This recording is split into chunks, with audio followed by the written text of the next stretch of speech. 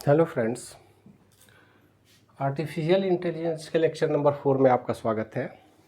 आज के लेक्चर में हम लोग डिस्कशन करेंगे इंटेलिजेंस। एक्चुअली किसी भी पर्सन या एक आदमी की इंटेलिजेंस की हम बात करें, ह्यूमन बीइंग की इंटेलिजेंस की बात करें, तो कौन कौन से वो कंपोनेंट हैं, कौन कौन से वो कारक हैं जिससे इंटेलिजेंस डेवलप होता है। देखिए, इंटेलिजेंस एक इनटेंजिबल एलिमेंट है। वो कैसी चीज़ है नहीं कि मार्केट से ख़रीद के ले लिए। इंटेलिजेंस कहीं बिकता है या कोई सामान है जिसको यूज कर लिए, ऐसा कुछ नहीं है। इंटेलिजेंस डेवलप की जाती है और इंटेलिजेंस ये धीरे धीरे हमारे लगातार मेहनत से, अलग अलग तरह के सेंस ऑर्गन से धीरे धीरे डेवलप होते हैं। जैसे अगर किसी बच्चे का हाथ एक बार आग से जल जाए तो इंटेलिजेंस ही डेवलप हो जाती है कि उसमें हाथ अब नहीं डालना है। वो जीवन भर वैसा काम नहीं करेगा, क्योंकि उसको एक बार सेंस ऑर्गन से पता चल गया कि ऐसा करने से नुकसान हो सकता है। तो इंटेलिजेंस के कौन कौन से कंपोनेंट होंगे, इन्हीं पर डिस्कशन हम करेंगे पहले, तब हम आर्टिफिशियल इंटेलिजेंस को डेवलप करने में हमको मदद मिलेगी। इंटेलिजेंस के विषय में अगर देखें तो the intelligence is composed of, सबसे पहला पॉइंट है रीजनिंग। इसको फिगर में भी समझा जा सकता है। सबसे पहला पॉइंट यहाँ पर हमने लिखा है रीजनिंग। रीजनिंग देखिए दो तरह का होता है। लॉजिक एक सब्जेक्ट है आर्ट्स में, और ये लॉजिक जो डेवलप होता है रीजनिंग पर ही होता है। रीजनिंग इस तरह के बहुत सारे, हर कॉम्पिटिटिव एग्जामिनेशन में रीजनिंग से सवाल होते हैं, हर बच्चे रीजनिंग से परिचित होते हैं। ये रीजनिंग है क्या? रीजनिंग में हमारे पास कुछ न कुछ कंपोनेंट होंगे और उनके आधार पर हम कंक्लूजन निकालते हैं।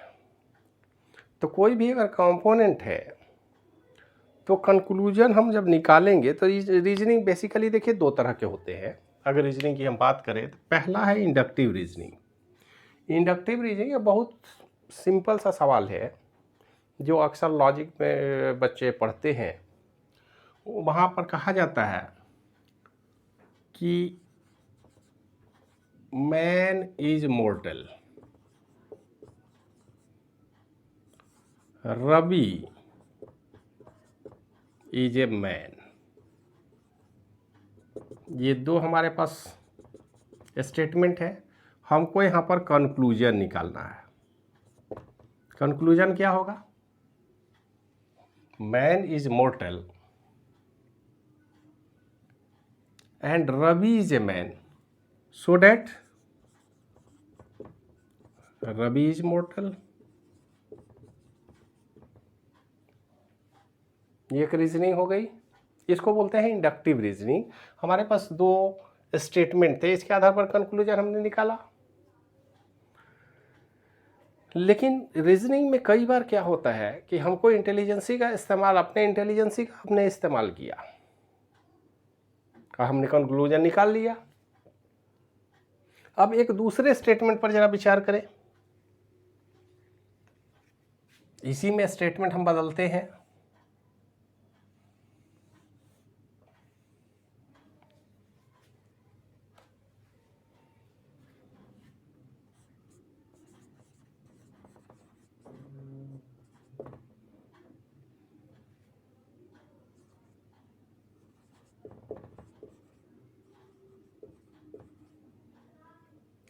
Teacher is a rich man,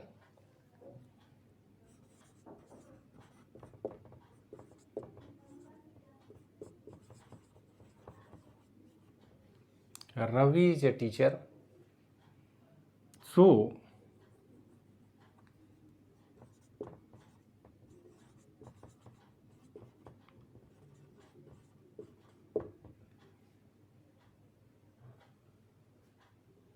Ravi is a rich man. इस कंक्लूजन में हम सही भी हो सकते हैं, गलत भी हो सकते हैं। कोई ज़रूरी नहीं है कि हम जिस रीजनिंग की बात कर रहे हैं उसमें ये सही ही हो।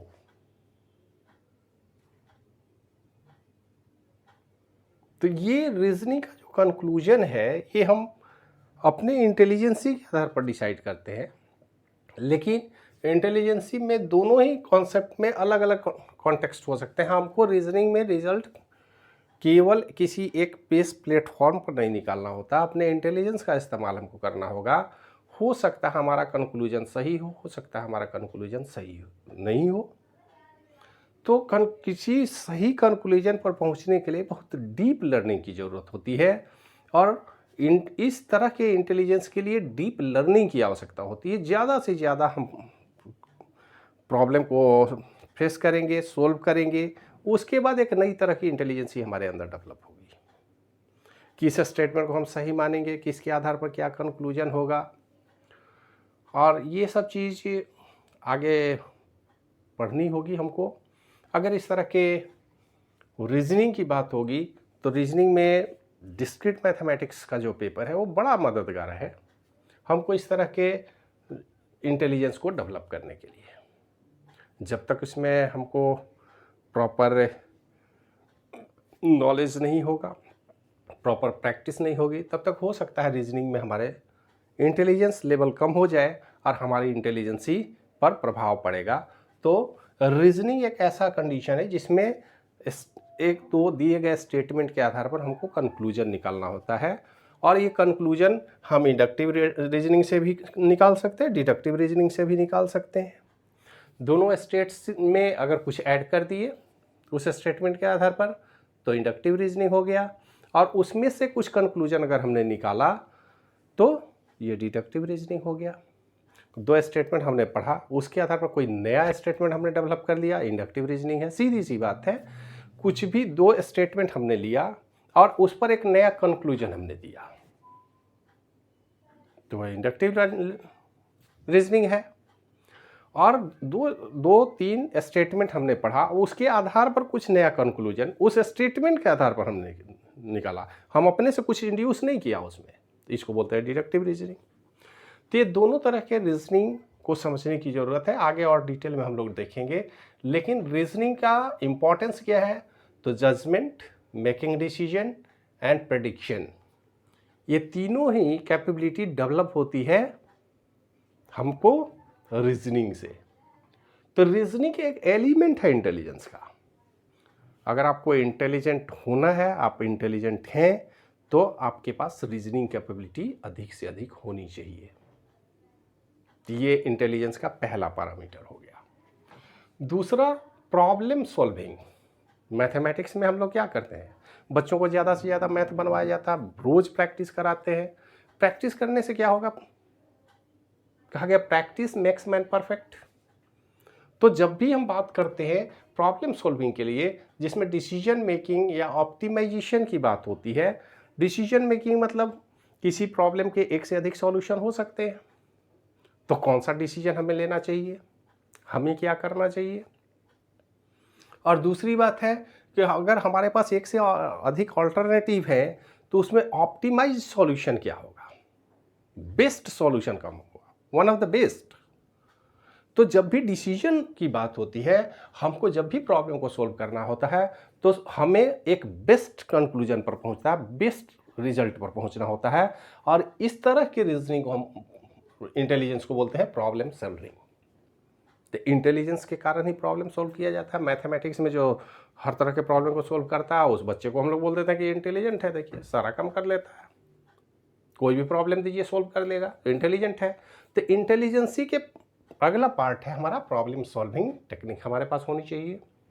Number 3, perception. परसेप्शन जो कॉन्सेप्ट है, ये सेंस ऑर्गन के द्वारा दिया जाता है। जैसे पहला जो एग्जाम्पल हमने दिया परसेप्शन का, कि अगर एक बार हाथ जल जाए तो दोबारा उससे हम दूर भागते हैं। बच्चे कोई एग्जामिनेशन में एक बार फेल हो जाए तो अगले बार एग्जामिनेशन में डर लगने लगता है उनको, हो सकता है हम फिर फेल कर जाए। तो कोई भी काम करने से जो हमको अनुभव होता है, सेंस ऑर्गन से हमको अनुभव होता है। अंधेरा में रहने से बच्चों को डर लगता है, तो डर की कोई वजह तो नहीं है, लेकिन हाँ, एक बार उनके मन में भय व्याप्त हो गया, डर बैठ गया कि नहीं अंधेरा में कुछ हो सकता है अनएक्सपेक्टेड, तो इस भय से वो हमेशा ग्रस्त रहते हैं, अंधेरे से भागते हैं। तो ये जो इंटेलिजेंस है इसको हम लोग बोलते हैं परसेप्शन। इसमें acquiring, interpreting, selecting and organising sensory information, ये इस तरह से आप देखेंगे, ये ऐसे यहां पर सेंटेंस हमारा कंप्लीट होता है।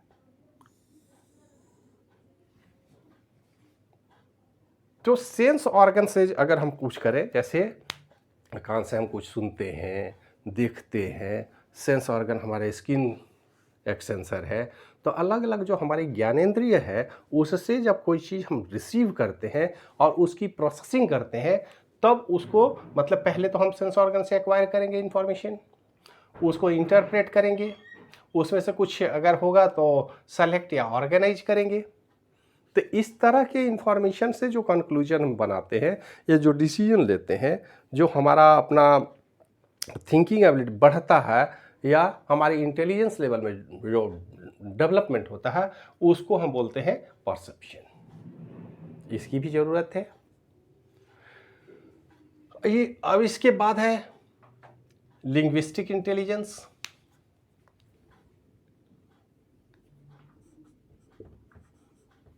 लिंग्विस्टिक इंटेलिजेंस मतलब लैंग्वेज को समझ, स्पीक, यूज एंड राइट। जैसे अगर हम किसी लैंग्वेज की बात करते हैं तो उसके पार्ट ऑफ स्पीच का ज्ञान होना लिंग्विस्टिक इंफॉर्मेशन है। Verb, noun, pronoun, adjective, adverb, preposition, conjunction, exclamation, ये सारे जो टर्म है पार्ट ऑफ स्पीच है। नरेशन की बात है, वॉइस की बात है, active voice, passive voice, degree, article, इनका नॉलेज रखना किसी भी लैंग्वेज के प्रोसेसिंग के लिए सबसे ज़रूरी है। और ये सारा कुछ हम लोग धीरे धीरे गेन करते हैं, धीरे धीरे पढ़ते हैं, बार बार पढ़ते हैं, समझते हैं, उसको यूज करते हैं, तो हमें हमारे अंदर वो इंटेलिजेंस ही आती है।